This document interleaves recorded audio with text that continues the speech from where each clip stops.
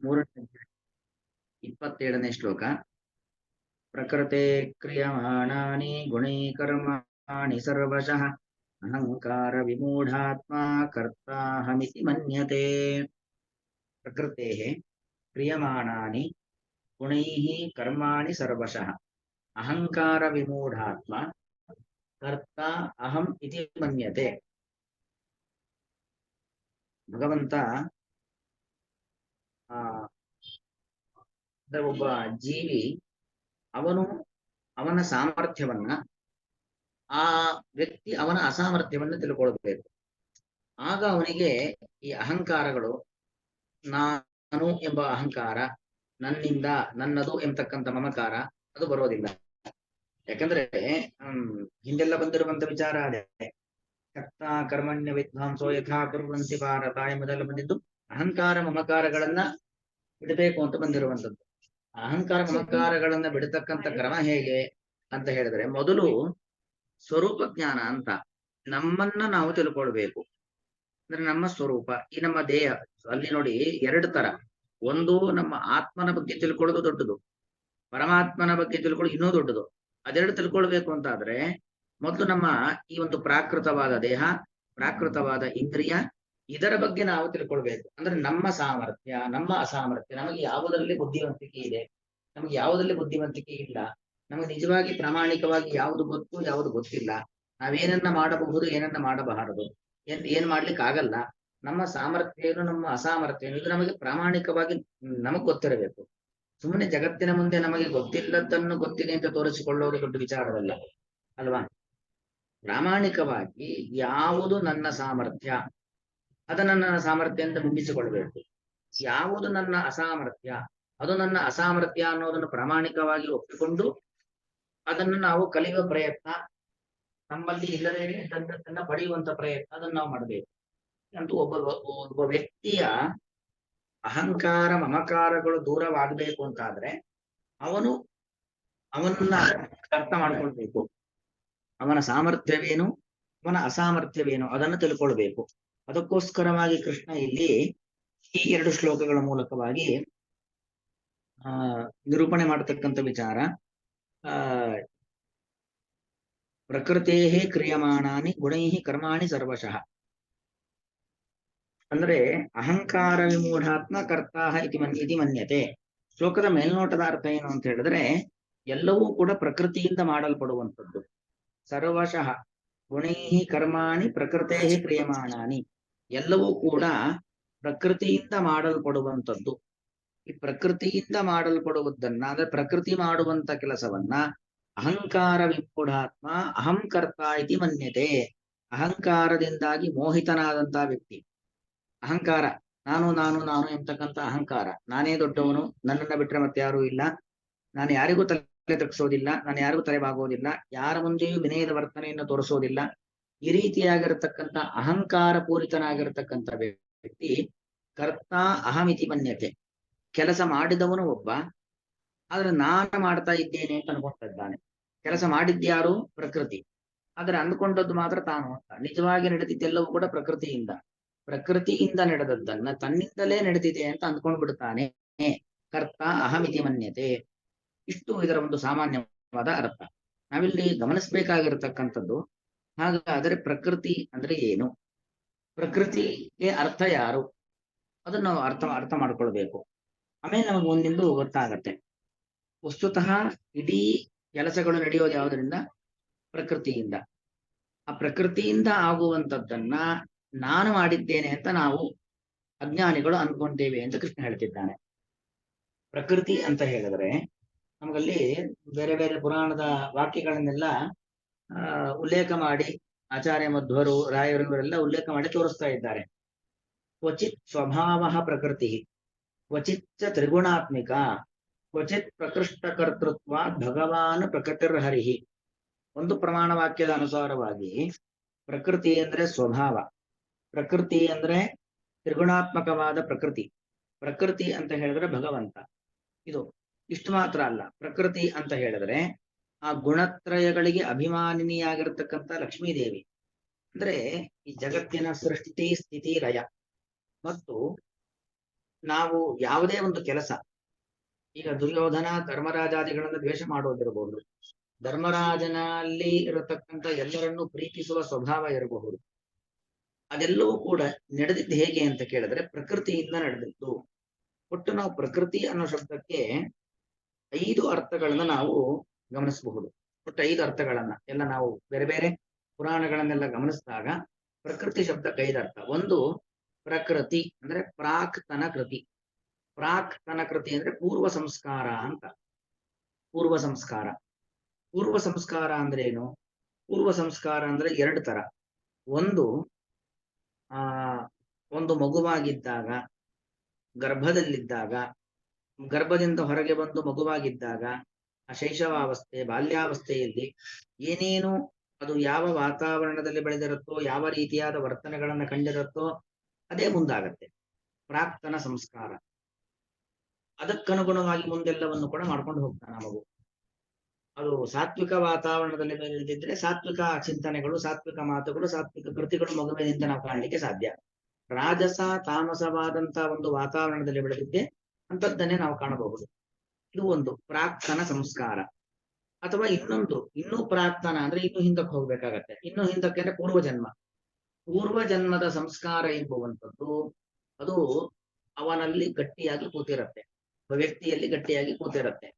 ಆ ಪೂರ್ವಜನ್ಮದ ದೇಹ ನಾಶ ಆಗಿದೆ, ಆದ್ರೆ ಪೂರ್ವಜನ್ಮದಲ್ಲಿ ಏನೇನು ಘಟನೆಗಳಿಗೆ ಅವನು ಸಾಕ್ಷಿಯಾಗಿದ್ದ, ಅವನು ಯಾವ ವಾತಾವರಣದಲ್ಲಿ ಬೆಳೆದಿದ್ದ, ಅವನು ಯಾರೊಟ್ಟಿಗೆ ಹೇಗಿದ್ದ, ಅದೆಲ್ಲವೂ ಕೂಡ ಅಂತಃಕರಣದಲ್ಲಿ ಅಂದ್ರೆ ಮನಸ್ಸಿನಲ್ಲಿ ಒಂದು ಕಡೆ ಕೂತಿರುತ್ತೆ. ಇನ್ನೊಂದು ಆ ವ್ಯಕ್ತಿಗೆ ಜನ್ಮ ಬಂದಾಗ ಅದು ಹೊರಗೆ ಬರ್ತಾ ಹೋಗುತ್ತೆ. ಕ್ರಿಯೆಗಳ ಮೂಲಕವಾಗಿ, ಮಾತು, ಮನಸ್ಸು, ದೈಹಿಕ ಕ್ರಿಯೆಗಳ ಮೂಲಕವಾಗಿ ಅದು ಹೊರಗೆ ಬರ್ತಾ ಹೋಗುತ್ತೆ. ಹೀಗೆ ಪ್ರಕೃತಿ ಅಂದ್ರೆ 2 ಅರ್ಥ. ಒಂದು ಪ್ರಾಕ್ತನ ಸಂಸ್ಕಾರ, ಪೂರ್ವಜನ್ಮದ ಸಂಸ್ಕಾರಗಳಿಂದಾಗಿ. ಇನ್ನೊಂದು ತನ್ನ ಪೂರ್ವಾವಸ್ಥೆ, ಗರ್ಭದಿಂದ ಆರಂಭಿಸಿಕೊಂಡು ಇರುವಂತಹ, ತಾಯಿಯ ಗರ್ಭದಲ್ಲಿ ಇದ್ದಾಗಿನಿಂದ ಆರಂಭಿಸಿಕೊಂಡು ಬಂದಿರತಕ್ಕಂತಹ ಎಲ್ಲ ಅವಸ್ಥೆಗಳು, ಅದು ಪ್ರಾಕ್ತನ ಸಂಸ್ಕಾರ. ಅದರಿಂದ ಒಬ್ಬ ವ್ಯಕ್ತಿ ಕ್ರಿಯೆಗಳನ್ನ ಮಾಡ್ತಾನೆ. ಅದು ಒಳ್ಳೇದಿರಬಹುದು, ಕೆಟ್ಟದ್ದಿರಬಹುದು.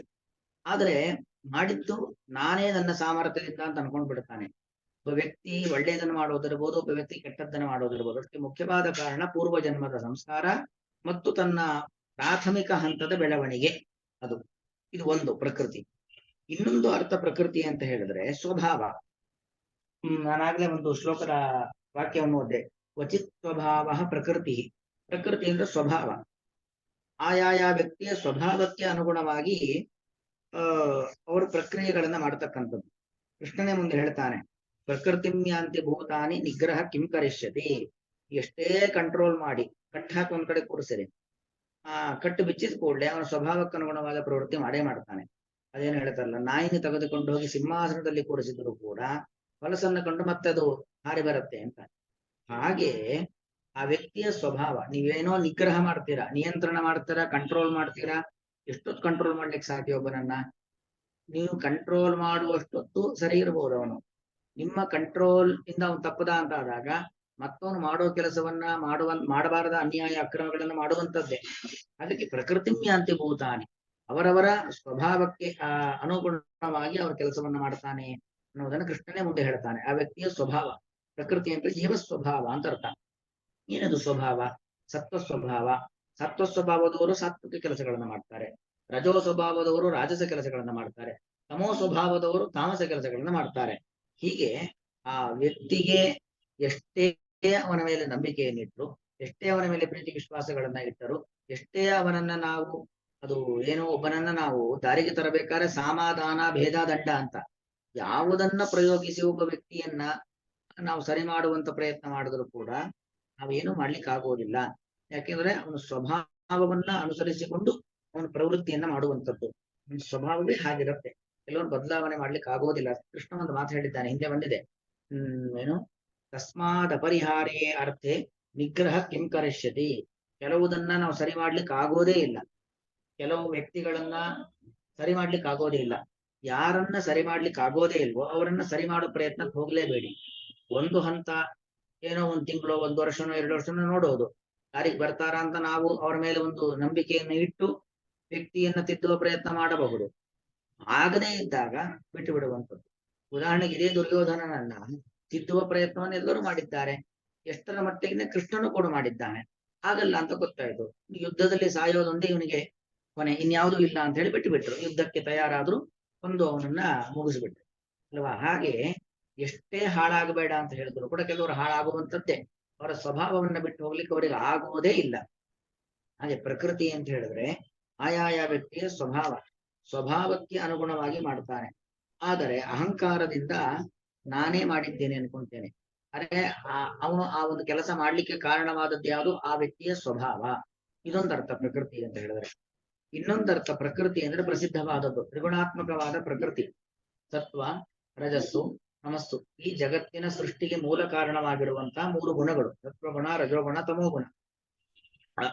ಅದಕ್ಕನುಗುಣವಾಗಿ ಅದರಿಂದಾಗಿ ಅವನಲ್ಲಿರ್ತಕ್ಕಂಥ ಸತ್ವಗುಣ, ಅವನಲ್ಲಿರ್ತಕ್ಕಂಥ ರಜೋಗುಣ, ಅವನಲ್ಲಿರ್ತಕ್ಕಂಥ ತಮೋಗುಣ, ಅದರಿಂದ ಏನ್ ಮಾಡ್ತಾನೆ?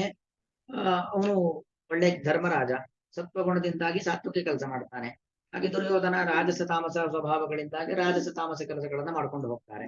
ಅದಕ್ಕೋಸ್ಕರವಾಗಿ ವ್ಯಕ್ತಿಗಳಲ್ಲಿ ಮೂರು: ಮುಕ್ತಿಯೋಗ್ಯರು, ಮುಕ್ತಿಗೆ ಹೋಗುವ ಸ್ವಭಾವದವರು ಸಾತ್ವಿಕರು, ಹೋಗುವ ಒಂದು ಯೋಗ್ಯತೆ ಇರೋರು ಸಾತ್ವಿಕರು.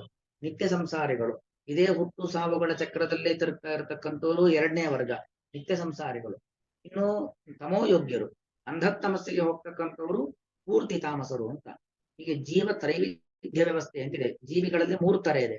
ಮುಕ್ತಿಗೆ ಹೋಗುವ ಅರ್ಹತೆ ಇರೋರು ಒಂದಷ್ಟು ಜನ, ಇನ್ನೊಂದಷ್ಟು ಜನ ಆ ಕಡೆ ಮುಕ್ತಿಯೂ ಇಲ್ಲ, ಈ ಕಡೆ ಅಂಧತಮಸ್ಸೂ ಇಲ್ಲ. ಹುಟ್ಟೋದು ಸಾಯೋದು ಎಂಬತಕ್ಕಂತಹ ಈ ಒಂದು 84 ಲಕ್ಷ ಜೀವಿ ಸಮುದಾಯ ಏನಿದೆ ಅದರಲ್ಲೇ ತಿರುಗ್ತಾ ಇರ್ತಾನೆ. ಈಗ ಮನುಷ್ಯನಾಗಿರ್ಬೋದು, ಮುಂದಿನ ಜನ್ಮದಲ್ಲಿ ಇನ್ಯಾವುದೋ ಪ್ರಾಣಿ ಆಗ್ತಾನೋ ಅಥವಾ ಪಕ್ಷಿ ಆಗ್ತಾನೋ, ಹೊರಗಡೆ ಬಳ್ಳಿ ಆಗ್ತಾನೋ, ಏನೋ ಒಂದಾಗಿ ಅಂತೂ ಹುಟ್ಟು ಸಾವುಗಳ ಚಕ್ರದಲ್ಲೇ ತಿರುಗ್ತಾ ಇರ್ತಾನೆ. ಅವನು ನಿತ್ಯ ಸಂಸಾರಿ. ಮತ್ತೊಬ್ಬ ತಮೋಯೋಗಿ, ಅಂಧತಮಸ್ಸಿಗೆ ಹೋಗ್ಬಿಡ್ತಾನೆ. ಹೀಗೆ ಪ್ರಕೃತಿ ಆಯಾಯ ವ್ಯಕ್ತಿಯ ಸ್ವಭಾವಕ್ಕೆ ಅನುಗುಣವಾಗಿ ಕಾರ್ಯಗಳನ್ನ ಮಾಡ್ತಾನೆ. ಅದಕ್ಕನುಗುಣವಾಗಿರತಕ್ಕಂಥ ಫಲಗಳನ್ನ ಪಡಿತಾನೆ. ಅಂತೂ ಅವನ ಸ್ವಭಾವಕ್ಕನುಗುಣವಾಗಿ ಅವನು ಕ್ರಿಯೆಗಳನ್ನ ಮಾಡಿದ್ದು, ಅದು ಒಳ್ಳೇದಿರ್ಬೋದು ಕೆಟ್ಟದ್ದಿರ್ಬೋದು. ಆದರೆ ನಾನೇ ಮಾಡಿದ್ದೇನೆ ಎಂಬುದಾಗಿ ನನ್ನಲ್ಲಿ ಕರ್ತೃತ್ವ, ಆತ್ಮದಲ್ಲಿ ಕರ್ತೃತ್ವವನ್ನ ಆರೋಪ ಮಾಡಿಕೊಂಡು ಬಿಡ್ತಾನೆ. ಇದೊಂದು ಅರ್ಥ ಪ್ರಕೃತಿ ಅಂತ ಹೇಳಿದ್ರೆ. ಇನ್ನೊಂದು ಪ್ರಕೃತಿ ಅಂತ ಹೇಳಿದ್ರೆ ಪ್ರಕೃತಿಗೆ ಅಭಿಮಾನಿನಿಯಾದ ಲಕ್ಷ್ಮೀದೇವಿ.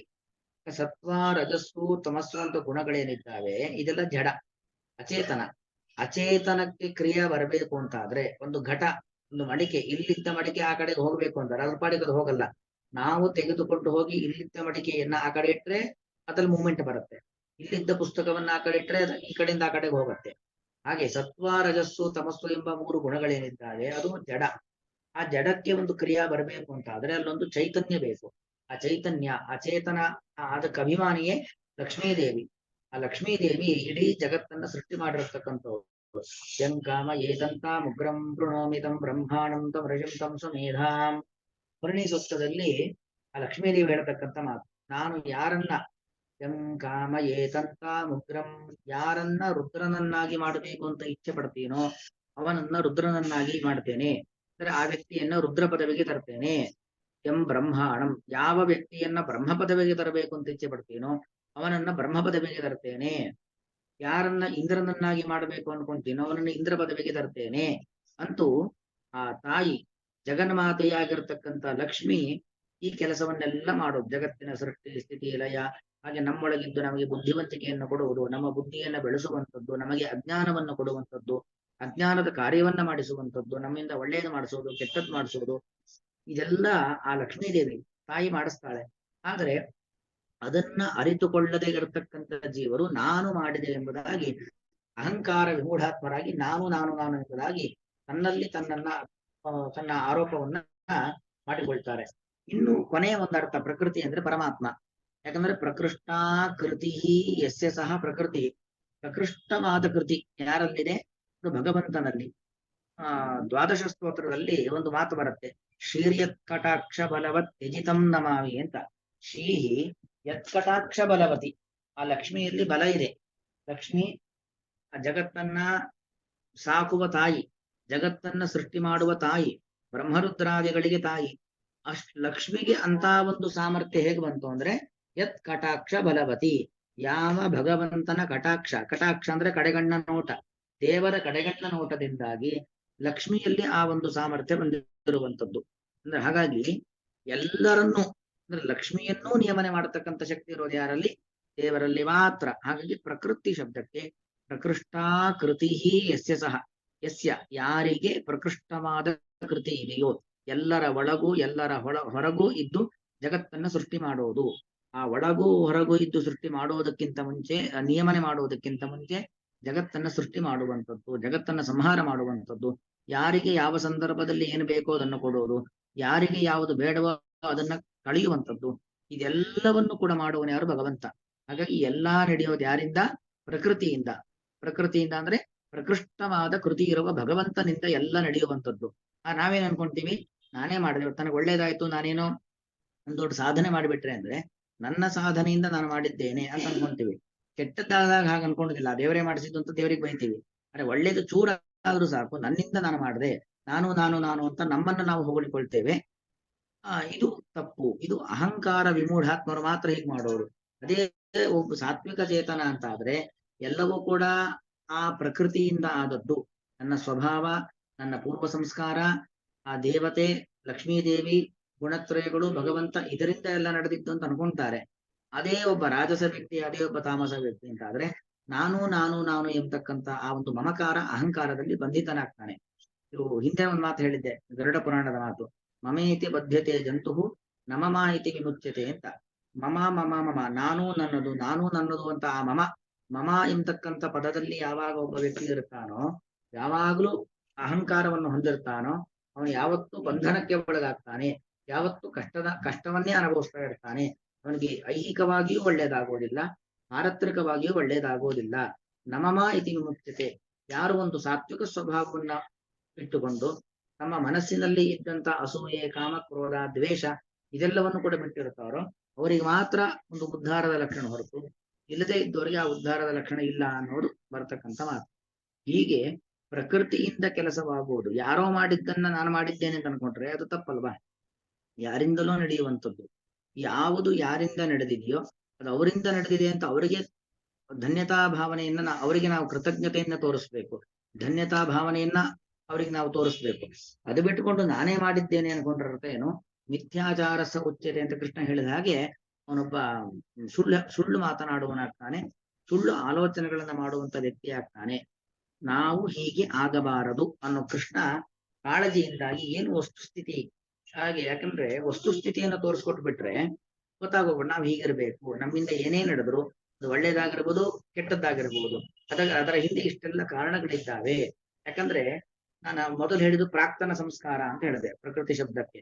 ಪೂರ್ವ ಸಂಸ್ಕಾರ, ನನ್ನಲ್ಲಿ ಒಂದಷ್ಟು ಕರ್ಮದ ಗಂಟುಗಳಿದ್ದಾವೆ, ಪ್ರಾರಬ್ಧ ಕರ್ಮ ಇದೆ, ಅದನ್ನು ಅನುಭವಿಸ್ಲಿಕ್ಕೋಸ್ಕರವಾಗಿ ನಾವೀಗ ಮನುಷ್ಯರಾಗಿದ್ದೇವೆ.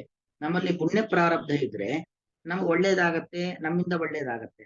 ನಮ್ಮಲ್ಲಿ ಪಾಪ ಪ್ರಾರಬ್ಧವೇ ಇತ್ತು ಅಂತ ಆದ್ರೆ ನಮ್ಮಿಂದ ಕೆಟ್ಟದ್ದೇ ಆಗತ್ತೆ, ನಮಗೂ ಕೆಟ್ಟದೇ ಆಗತ್ತೆ. ಹಂತವಾಗಿ ಭಗವಂತ ಪೆಟ್ಟನ್ನು ಕೊಡ್ತಾ ಹೋಗ್ತಾ ಇರ್ತಾನೆ.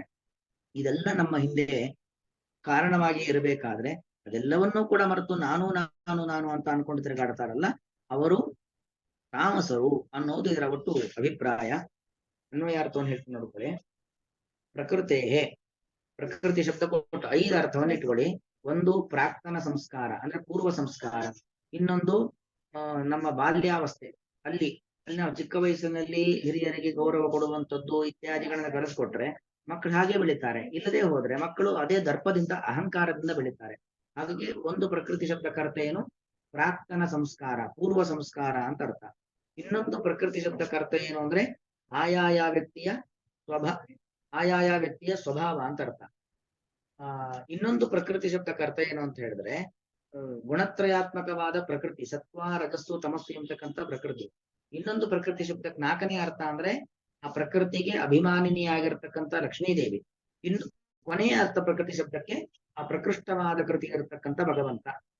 ಹೀಗೆ ಇವುಗಳಿಂದಾಗಿ ಪ್ರಕೃತಿಯೇ ಆ ಪ್ರಾಕ್ತನ ಸಂಸ್ಕಾರ, ವ್ಯಕ್ತಿಯ ಸ್ವಭಾವ, ಮೂಲ ಪ್ರಕೃತಿ ಅಂದ್ರೆ ಸತ್ವ ರಜಸ್ಸು ತಮಸ್ಸು ಎಂಬತಕ್ಕಂಥ ಮೂಲ ಪ್ರಕೃತಿ, ಚೇತನ ಪ್ರಕೃತಿಯಾಗಿರ್ತಕ್ಕಂಥ ಲಕ್ಷ್ಮೀದೇವಿ ಮತ್ತು ಸರ್ವನಿಯಾಮಕನಾಗಿರ್ತಕ್ಕಂಥ ಭಗವಂತ, ಇವರೆಲ್ಲರಿಂದಾಗಿ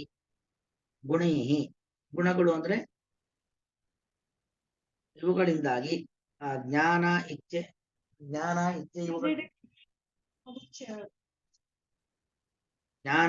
ಇವುಗಳ ಮೂಲಕವಾಗಿ ಮತ್ತು ಗುಣ ಅಂತ ಹೇಳಿದ್ರೆ ಲಕ್ಷ್ಮೀದೇವಿ, ಭಾರತೀ ದೇವಿ, ಸರಸ್ವತಿ ದೇವಿ, ಅವರ ಗುಣಗಳು ಅಂದ್ರೆ ಇನ್ನು ಕೆಳಗೆ ಬರತಕ್ಕಂತಹ ವಾಯುದೇವರು, ರುದ್ರದೇವರು, ಇಂದ್ರದೇವರು, ಗಣಪತಿ ಮೊದಲಾದ ದೇವತೆಗಳು ಇವರೆಲ್ಲರುಗಳಿಂದಾಗಿ, ಅಥವಾ ಗುಣ ಅಂತ ಹೇಳಿದ್ರೆ ಸತ್ವ, ರಜಸ್ಸು, ತಮಸ್ಸು ಎಂಬತಕ್ಕಂಥ ಗುಣಗಳು, ಈ ಗುಣಗಳಿಂದಾಗಿ ಮತ್ತು ಆ ಗುಣಕ್ಕೆ ಸಂಬಂಧಪಟ್ಟಂತಹ ಜ್ಞಾನೇಂದ್ರಿಯಗಳು ಮತ್ತು ಕರ್ಮೇಂದ್ರಿಯಗಳು, ಗುಣಗಳು ಜ್ಞಾನೇಂದ್ರಿಯ ಮತ್ತು ಕರ್ಮೇಂದ್ರಿಯ ಇವುಗಳಿಂದಾಗಿ ಕ್ರಿಯಮಾಣಾನಿ ನಿರಂತರವಾಗಿ ನಡೆಯಲ್ಪಡುತ್ತಿರುವಂತಹ ಕರ್ಮಗಳನ್ನು ಅಹಂಕಾರ ವಿಮೂಢಾತ್ಮ, ಅಹಂಕಾರದಿಂದಾಗಿ ಅಹಂ ಅಹಂ ಇತಿ ಆಕಾರ, ನಾನು ಎಂಬತಕ್ಕಂಥ ಒಂದು ಭಾವನೆಯಿಂದಾಗಿ ವಿಮೂಢಾತ್ಮ ಶಬ್ದಕ್ಕೆ ಮೋಹಕ್ಕೆ ಒಳಗಾದಂತಹ ವ್ಯಕ್ತಿ, ಆತ್ಮ ಶಬ್ದಕ್ಕೆ ಮನಸ್ಸಿನಲ್ಲಿ ಅಜ್ಞಾನವನ್ನ, ಅನ್ಯಥಾ ಜ್ಞಾನವನ್ನು ಹೊಂದಿರತಕ್ಕಂಥ ವ್ಯಕ್ತಿಯು ಕರ್ತ ಅಹಮಿತಿ ಮನ್ಯತೆ, ಅಹಂ ಕರ್ತ, ನಾನೇ ಕರ್ತೃ, ನಾನೇ ಮಾಡಿತು ಎಂಬುದಾಗಿ ಮನ್ಯತೆ ತಿಳಿಯುತ್ತಾನೆ. ಅಂದ್ರೆ ಅಲ್ಲಿ ಇರೋದೊಂದು, ತಾನು ಅಂದುಕೊಂಡದ್ದೊಂದು ಅನ್ನೋದರ ಅಭಿಪ್ರಾಯ. ಇನ್ನೂ ಒಂದು ಶ್ಲೋಕ ಇರಿಸಿದೆ, ಅದು ಒಟ್ಟಿಗೆ ಅದು ನಾಳಿನ ಪಾಠದಲ್ಲಿ ಮಾಡ್ತೇನೆ. ಶ್ಲೋಕ ಒಮ್ಮೆ ಹೇಳ್ತಿದ್ದೇನೆ. ಪ್ರಕೃತೆ ಕ್ರಿಯಮಾಣಾನಿ ಗುಣೇ ಕರ್ಮಾಣಿ ಸರ್ವಶಃ ಅಹಂಕಾರ ವಿಮೂಢಾತ್ಮ ಕರ್ತಾಹಮಿತಿ ಮನ್ಯತೆ. ಶ್ರೀಕೃಷ್ಣಾರ್ಪಣ.